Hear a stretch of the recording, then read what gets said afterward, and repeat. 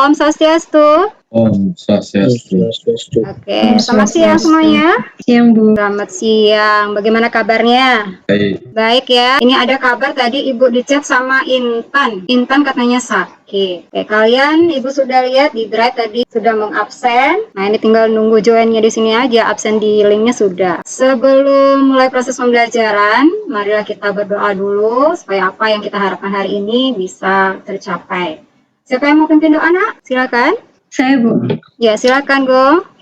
Baik, teman-teman dan Ibu Guru, sebelum mulai pelajaran, alangkah baiknya kita berdoa menurut agama dan kepercayaan masing-masing. Berdoa dimulai. Berdoa selesai.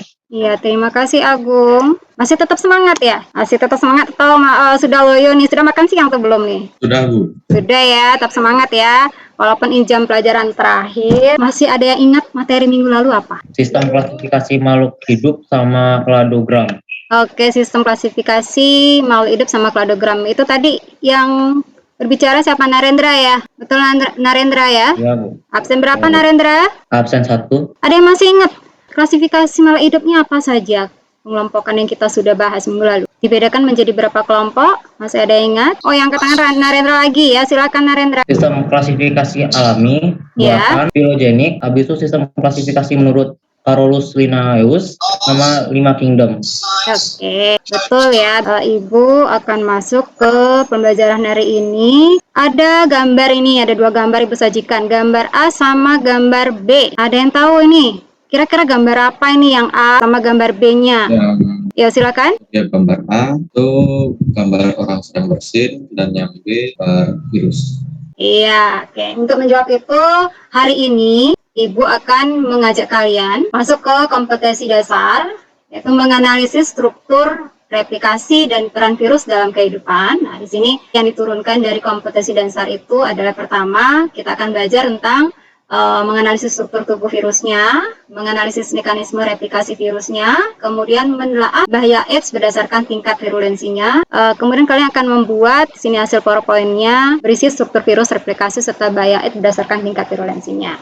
Oke, ada nanti satu lagi untuk penugasan kalian nanti membuat desain nanti pada akhir pembelajaran Ibu akan sampaikan. Di sini Ibu masih menggunakan model problem listening. Nah, dengan tujuannya di sini bahwa kegiatan kalian hari ini Ibu ajak menganalisis struktur tubuh virus dengan tepat ya. Kemudian dengan diskusi kalian menganalisis mekanisme replikasi virus dengan tepat. Kemudian yang ketiga, dengan berdiskusi kelompok juga kalian dapat menelaah dan membuat hasil karya dalam bentuk PPT itu tentang bahaya AIDS berdasarkan tingkat virulensi dengan tepat. Ibu sajikan dulu kuis biologinya nih. Ini yang sudah baca materi silakan. Ada yang bisa jawab? Virus disebut sebagai palu peralihan karena kan virus itu bisa setengah hidup dan setengah mati. Maksudnya itu dikarenakan jika virus itu sudah masuk ke dalam tubuh atau menjangkiti seseorang, maka virus itu baru bisa hidup untuk melakukan tindakan-tindakan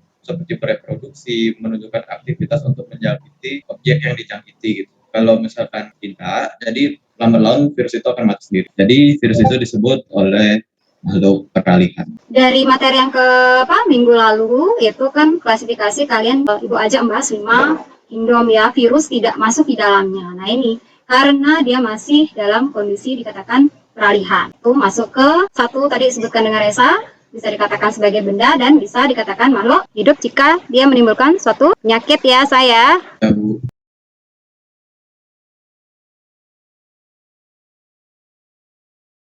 Hari ini Ibu akan ajak kalian membahas beberapa kasus. Kasus pertama, perhatikan ini ada 2 gambar. Nah, kita akan menganalisis struktur virusnya. Yang pertama, ini kira-kira ada yang tahu gambar apa ya, Nak? Gambar 1, HIV. virus HIV. Gambar yang kedua sudah ada tulisannya itu. Itu apa tadi? Virus corona. Virus corona. Di sini kalian akan cari informasi lebih lanjut, struktur dari virusnya, di sini seperti apa. Kemudian ini dia ciri khasnya dari gambar 1, 2, 3, 4, 5 keterangan ini kalian masukkan dalam tabel. Ini juga corona virusnya, strukturnya seperti ini.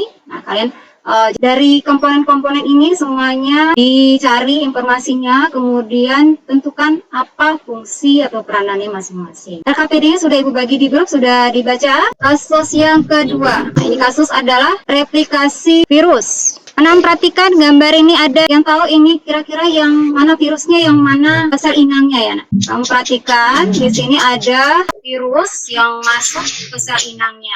Ya, masuk ke sel inangnya, prosesnya itu seperti apa? Kalian bisa simak sini. Bentar, Ibu sajikan video. Tolong diperhatikan. Pada dendritik, virus mengambil alih seluruh aktivitas metabolisme dalam sel, bereplikasi dan pada siklus lisogeni, DNA virus menjadi bagian dari kromosom sel inang dan bereplikasi. Dari tayangan tadi, kalian bisa mengisi ya di sini. Yang mana tahapan yang pertama disebut apa di situ, prosesnya seperti apa. Kemudian lanjut yang ini kedua sampai akhirnya ini berputar. Ini ada di tabel RKPD yang sudah Ibu bagi, itu ada 2 tabel antara A sama B. Kalian tarik kesimpulannya nanti. Bisa ya kira-kira ya? Bisa, Bu. Bisa. Oke. Kita lanjut. Kasus yang ketiga, ini ada gambar. Di sini Ibu sudah isi keterangan dari penderita AIDS yang sedang diperiksa oleh dokter. Salah satu kasus penyakit ini adalah kasus mematikan ya, di nomor 3 di dunia. Di Indonesia datanya seperti itu. Nah, carilah informasi terkait penyakit tersebut. Kalian menelaah penyakit AIDS dari aspek penyebab penyakitnya, kemudian bahaya penyakitnya, berdasarkan tingkat virulensinya, dan cara yang paling efektif untuk mencegah penularannya. Kira-kira ada yang ditanyakan? Kalian sudah dalam kelompok masing-masing ya, kelompoknya kita sudah bentuk di WA dan di Telegram, grup kalian masing-masing. Kasus 1 itu kelompok 1 dan kelompok 6, betul? Betul.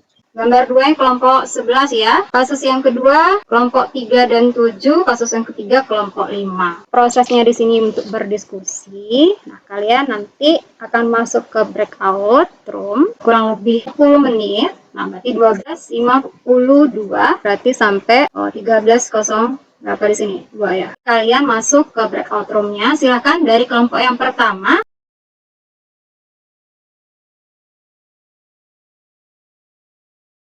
Jadi yang matriks tuh apa yang tadi tuh ya membantu? Yang tadi Ya, aku udah ganti, mau tak share lagi. Untuk yang gambar toknya tuh kita kan dapat contoh gambar yang masih rumpang kan, Ya. panah-panahnya tuh. ya. Itu kita pas presentasi disebutin nggak nanti? Kayak misalnya yang pada panah pertama ini merupakan RNA, panah kedua merupakan kapsid, panah ketiga BP120, panah keempat ini panah kelima. Kalau sekarang diisiin di PowerPoint-nya bisa nggak? Bisa Kayak aja di sih. sampingnya. Sri Wahyuni gimana? Ada yang ditanyakan? Dapat gambar 1 ya nak ya? Iya, HIV Bu. Iya. Bagaimana? Bisa. Di gambar itu ada 5 bagian yang mesti kalian cari informasinya, kemudian fungsinya. Bagaimana, sudah ketemu? Sudah Bu. Sudah. Nggak ada yang ditanyakan bagian yang pertama itu apa begitu. Sudah, coba-coba di Yang nomor 5 agak kendor karena susah nyari fungsinya Bu.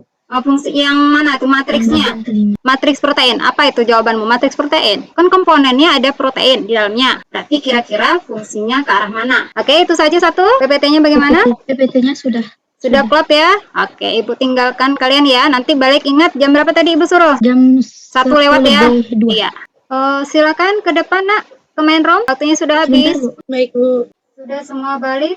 Nah, kalian sudah berdiskusi dengan kelompok kalian masing-masing. Sekarang kita lanjutkan penyampaian hasil diskusi kalian. Kelompok mana yang duluan siap nih, boleh? Atau Ibu tunjuk? Om Swastiastu, Ibu Guru dan teman-teman. Pada kesempatan kali ini, saya akan mempresentasikan hasil diskusi kelompok 3 mengenai daur hidup virus. Di kesempatan kali ini, kelompok 3 mendapatkan kasus menganalisis untuk hematis daur litik dan daur lisogenik. Untuk itu, keduanya memiliki tahapan-tahapan tersendiri. Yang pertama merupakan tahapan untuk daur litik. Terdiri dari absorpsi. Yang pertama, tahapan ini bagian ujung ekor virus atau reseptor menempel pada dinding sel bakteri. Yang kedua, ada penetrasi. Selanjutnya, yaitu ada tahapan daur lisogenik. Dalam 2 tahapan pertama perkembangan virus litik dan lisogenik, yaitu pada tahapan absorpsi dan penetrasi melalui tahapan yang sama. Yang pertama yaitu absorpsi. Tahapan absorpsi terjadi ketika virus menempel pada dinding sel inang. Tahapan yang membedakan keduanya yaitu pada tahapan penggabungan dan fase pembelahan. Ada pula pada siklus litik yang mengandalkan sel inang untuk dihancurkan, sedangkan sel lisogenik yang bereproduksi tanpa menghancurkan sel inang untuk bertambah banyak. Sekian dari laporan presentasi hasil diskusi mengenai daur litik dan lisogenik dari kelompok 3. Terima kasih Agung, penjelasannya sangat lengkap dan jelas. Ibu ulas sedikit. Memang benar dari jabaran tadi, gambar A adalah siklus litik, gambar B adalah siklus lisogenik. Di mana siklus litik ini terdiri atas 5 tahapan, yaitu fase absorpsi, fase penetrasi, fase sintesis, fase perakitan, dan fase litik. Sedangkan untuk siklus lisogeniknya ada fase absorpsi, fase penetrasi, fase penggabungan, fase pembelahan, serta pemisahan dari sel inang. Oke, ada yang ditanyakan? Saya Wahyu? mau bertanya, Bu. Iya, Wahyu ya, silakan Wahyu. Siapa saja yang perlu melakukan isoman?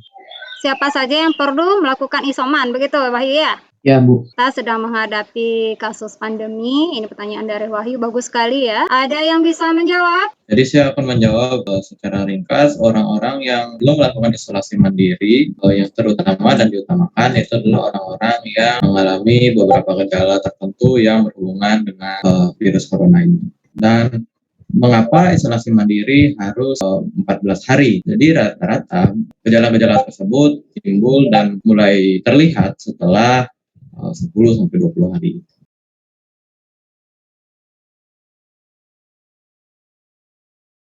Kita tarik kesimpulan bahwa hari ini kita belajar tentang struktur tubuh virus. Ada yang mau menyimpulkan? Ya, yang pertama struktur tubuh virus. Setiap virus bagaimana? Apakah sama lihat dari strukturnya? Beda, Bu. Iya, silakan dijabarkan Narendra. Struktur virus tergantung dari bentuk sama jenis virusnya masing-masing.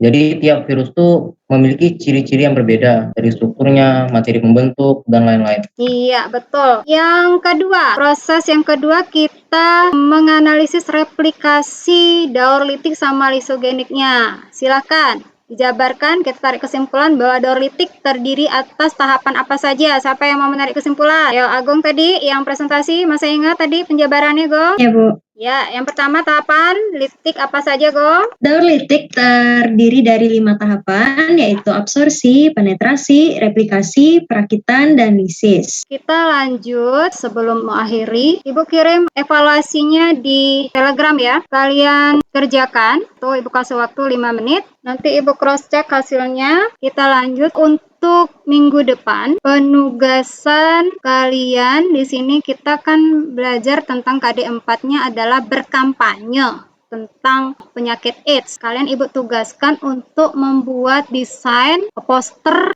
bahaya AIDS, cara pencegahannya, cara penularannya. Dikerjakan sesuai dengan kelompok kalian. Ibu tawarkan waktu seminggu, desainnya bisa digital, bisa kalian sendiri buat secara manual dengan kreativitas kalian. Sebelum selesai kita akhiri, kita lakukan refleksi dulu. Hari ini kita belajar tentang apa? Ibu pengen kalian menyampaikan apa yang belum kalian pahami dan apa yang kalian sudah pahami. Saya, Bu. Ya, silakan. Baik, pada pembelajaran kali ini kita sudah mempelajari mengenai struktur virus HIV, struktur virus corona, mengenai cara pencegahan HIV dan AIDS, lalu tentang replikasi daur litik dan daur lisogenik. Untuk itu saya sangat terkesan karena semua materi yang dijabarkan oleh teman-teman sudah sangat jelas dan memberikan informasi yang bagus untuk kita. Sekian yang dapat saya sampaikan, terima kasih. Berarti sudah semua dipahami materinya hari ini? Berarti ketiga-tiga indikatornya sudah. Oke, berarti kita sudah berhasil lakukan proses dan Ibu lihat juga di sini hasil dari tes evaluasinya juga sudah bagus ya. Oke, terima kasih. Di penghujung akhir untuk materi minggu depan, selain penugasan yang Ibu minta tadi tentang desain, Ibu minta kalian membaca materi lanjutan dari kegiatan hari ini, yaitu adalah klasifikasi virus ya, serta manfaat virus bagi kehidupan. Berarti untuk mengakhiri pembelajaran kita berdoa dulu. Ucapkan terima kasih apa yang kita inginkan hari ini tercapai. Silakan dipimpin doanya. Baik, saya mimpin doa, Bu. Sebelum mengakhiri kegiatan kali ini, alangkah baiknya kita berdoa menurut agama dan kepercayaan masing-masing. Berdoa dimulai. Berdoa selesai. Ya. Ya, terima kasih Agung. Ya, Bu. Selamat siang semuanya. Kita akhiri dengan Prama Santi. Om Santi Santi Santi Om.